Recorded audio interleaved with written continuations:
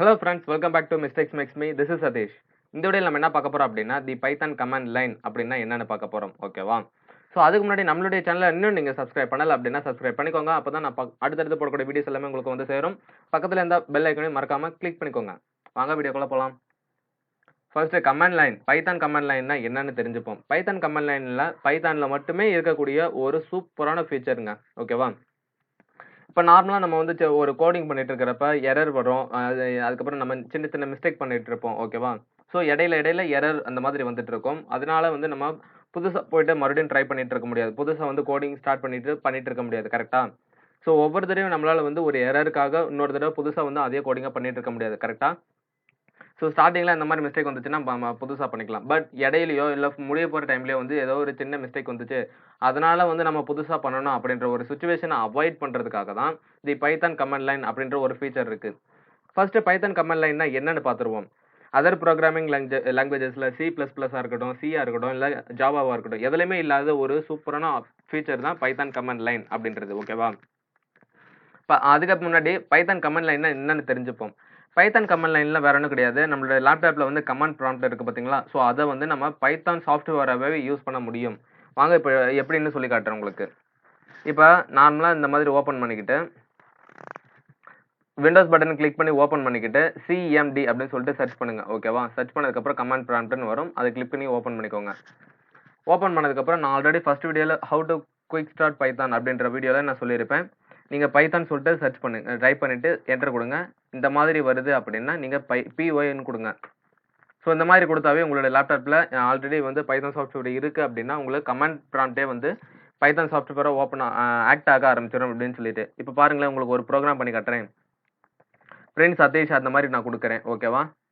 இப்போ இதுக்காக வந்து நம்ம பைத்தான் ப்ரோக்ராம் தான் ஓப்பன் பண்ணணும் அப்படின்னு கிடையாது. இந்த கமாண்ட் ப்ராம்ப்டே வந்து நம்ம பைத்தான் ப்ரோக்ராமை வந்து யூஸ் பண்ண முடியும்.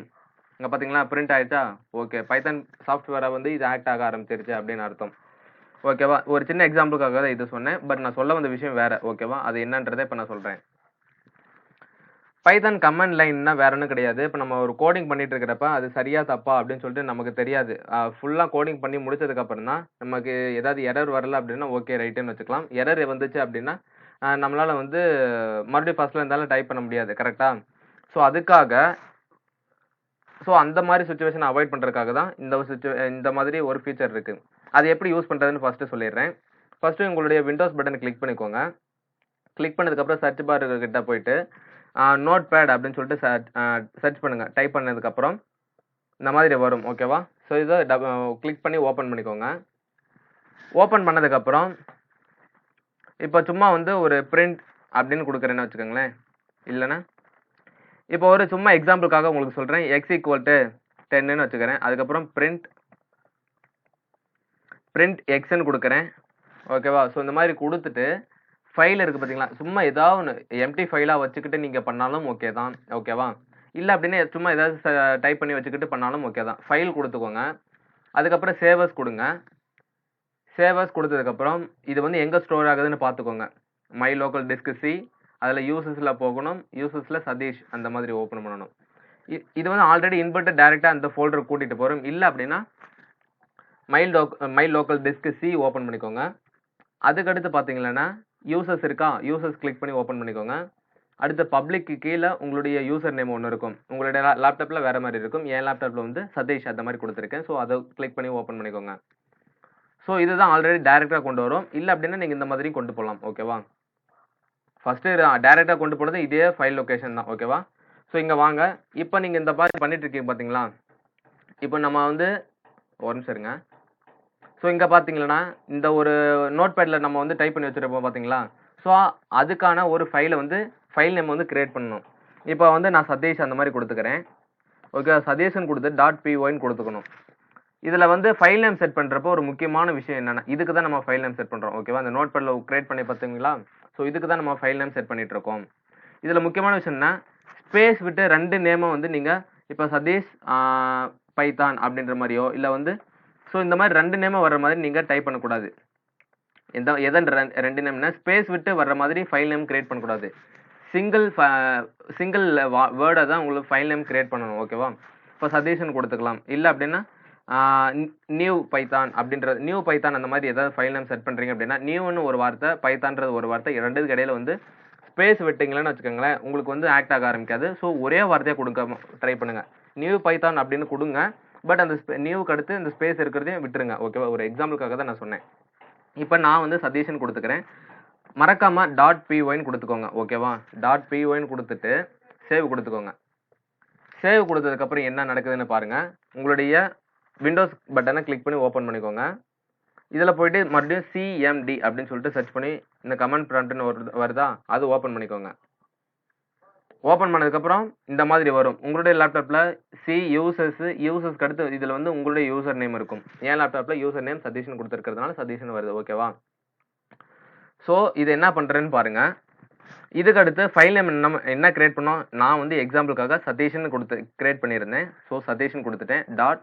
.python அப்படின்னு டைப் பண்ணுங்க. ஓகேவா? இந்த மாதிரி .python கொடுத்துட்டு என்டர் கொடுங்க. என்டர் கொடுத்தீங்கன்னா இந்த மாதிரி வந்துச்சுன்னு வச்சுக்கோங்களேன். Satish .python is not recognised as an internal or external command அந்த மாதிரி வந்துச்சு அப்படின்னா ஒன்றும் ஃபீல் பண்ணாதீங்க. மறுபடியும் வந்து உங்களுடைய ஃபைல் நேமை டைப் பண்ணுங்க. இந்த இடத்துல .py மட்டும் கொடுங்க இந்த தடவை. ஓகேவா? பைத்தான் கொடுத்து ஒர்க் ஆகலை அப்படின்னா ஓகே, ஒர்க் ஆச்சுனாலும் ஓகே, அதோட நிப்பாட்டிக்கலாம். பட் சப்போஸ் அந்த மாதிரி ஒர்க் ஆகலை அப்படின்னா நீங்கள் .pyன்னு கொடுத்து என்டர் கொடுங்க. என்டர் கொடுத்தீங்கன்னா இங்கே பார்த்தீங்களா நான் அவுட்புட் வந்துருச்சா, 10ன்னு வந்துருச்சு. இப்போ பாருங்க.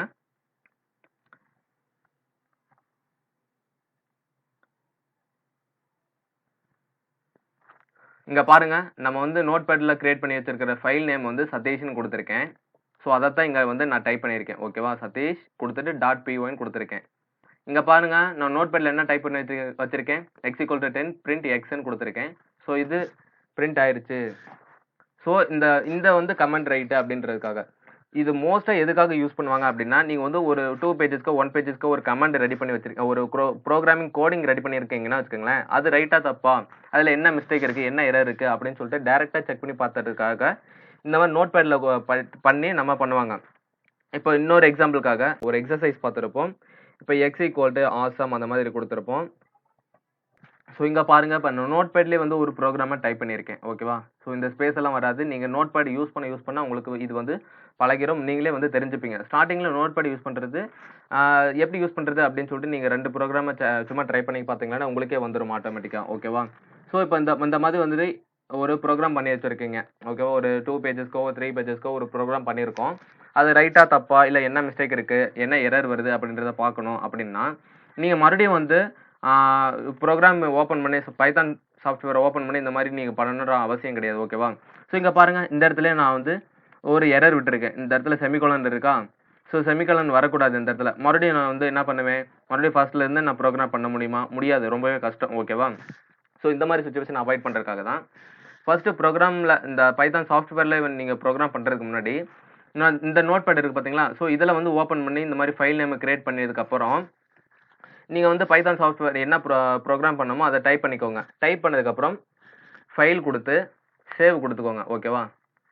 ஃபைல் கொடுத்து சேவ் கொடுத்ததுக்கு அப்புறம் தான் நீங்கள் இங்கே வரணும். பைத்தான் கமெண்ட் ப்ராம்ப்ட்டுக்கு வந்து அந்த ஃபைல் நேம் என்ன கொடுத்துருந்தோம், சதீஷ்னு கொடுத்துருந்தோம். அதுக்கப்புறம் .pyன்னு கொடுத்துக்கோங்க. என்ட்ரு கொடுங்க.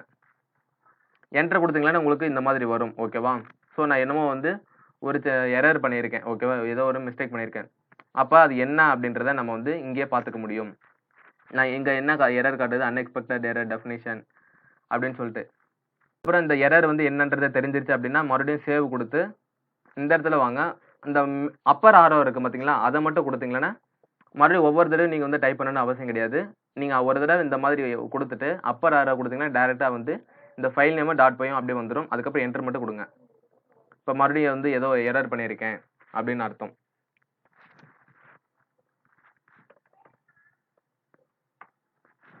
அதுக்கப்புறம் மறுபடியும் வந்து ஃபைல் கொடுத்து சேவ் கொடுத்து இங்கே வாங்க, அப்பர் ஆரோ கொடுங்க, என்டர் கொடுத்துக்கோங்க. இங்கே பார்த்தீங்கன்னா பைத்தான் இஸ் ஃபேண்டாஸ்டிக் அப்படின்னு வந்துருச்சு. ஓகே, இப்போ பார்த்தீங்கன்னாவே தெரிஞ்சிருக்கும் நான் வந்து ஒரு 2-3 எரர் வந்து பண்ணியிருந்தேன். ஓகேவா? பட் நீங்கள் வந்து பைத்தான் சாஃப்ட்வேரை ஓப்பன் பண்ணி இந்த மாதிரி எரர் ஒவ்வொரு தடவையும் பண்ணியிருந்தீங்க. இத்தனைக்கும் பார்த்தீங்கன்னா ஒரு 3-4 எரர் வந்திருக்கும். நீங்கள் வந்து உங்களுக்கு இரிட்டேட் ஆகி நீங்கள் போயிருப்பீங்க. பட் நீங்கள் பாருங்களேன், நோட்பேடில் யூஸ் பண்ணுறது எவ்வளோ ஈஸியாக இருக்குன்னு பாருங்கள். ஒவ்வொரு தடவையும் வந்து எரர் வந்து நம்ம புதுசாக டைப் பண்ண வேண்டிய அவசியம் கிடையாது. அப்படியே ஃபர்ஸ்ட்ல இருந்தே நல்லா ஃப்ரெஷ்ஷா வந்து பண்ற மாதிரி தான் இருக்கும். ஆனா பட் ஒவ்வொரு தடவையும் வந்து சேவ் குடுத்துக்கோங்க. ஒரு கரெக்ஷன் குடுக்குறீங்க அப்படின்னா, உடனே சேவ் குடுத்துட்டு, அதுக்கப்புறம் தான் நீங்க வந்து கமெண்ட் ப்ராம்ப்ட்ட ஓப்பன் பண்ணி, இந்த அப்பர் ஆரோ குடுத்துக்கலாம். இல்ல அப்படின்னா, நீங்க ஃபைல் நேம டைப் பண்ணிட்டு .pyன்னு குடுத்துட்டு என்டர் குடுங்க. ஓகேவா? ஸோ இப்ப பாருங்க இன்னொன்னு உங்களுக்கு இன்னொரு எக்ஸாம்பிள் நான் போட்டு காட்டுறேன். ஓகேவா? இப்ப பிரிண்ட் சதீஷ் குடுக்குறேன். ஓகேவா? அதுக்கடுத்து நான் எக்ஸ் ஈக்குவல் டூன்னு ஏதோ ஒண்ணு பண்ணிட்டு இருக்கேன். ஒரு 15 வச்சுக்கிறேன். அதுக்கப்புறம் பிரிண்ட் எக்ஸ் குடுக்குறேன். நான் என்ன சொல்லியிருக்கேன், ஏதோ ஒரு சேஞ்சஸ் பண்ணோம் அப்படின்னா, அடுத்த செகண்டே சேவ் குடுத்துக்கோங்க. சேவ் குடுத்ததுக்கப்புறம் இங்க வாங்க. அப்பர் ஆரோ குடுக்குறதுனா குடுத்துக்கலாம். இல்ல அப்படின்னா சதீஷ்.pyன்னு மறுபடியும் டைப் பண்ணணும் நீங்க. டைப் பண்ணதுக்கப்புறம் என்டர் குடுங்க.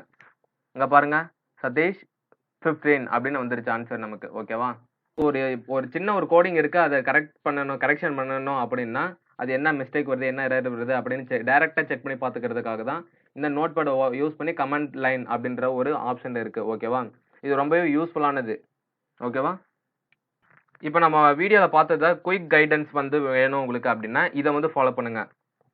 உங்களோட எதுக்கு இந்த இன்ஸ்ட்ரக்ஷன நீங்க ஃபாலோ பண்ணீங்க அப்படின்னா, உங்களுடைய லேப்டாப்ல நோட்பேட் ஓப்பன் பண்ணி இந்த மாரி பண்ணிறலாம். ஓகேவா?